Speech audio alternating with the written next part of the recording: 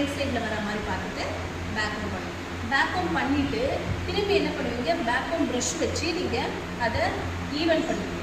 அப்போ back home பண்ணது என்ன ஆகும், பேக் ஹோம் போயிடும். ஸோ அந்த ரீசனுக்காக தான் நம்ம செட் பண்ணுறதுக்கு ஹெல்ப் பண்ணுறதுக்காக ஸ்ப்ரே பண்ணுறோம்.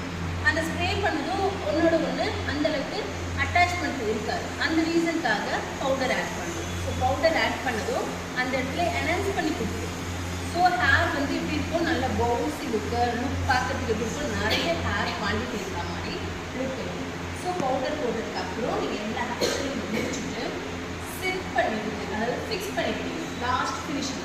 அப்போ நீங்கள் யூஸ் பண்ணுறது ஃபிக்ஸிங் ஸ்ப்ரே. ஓகேவா?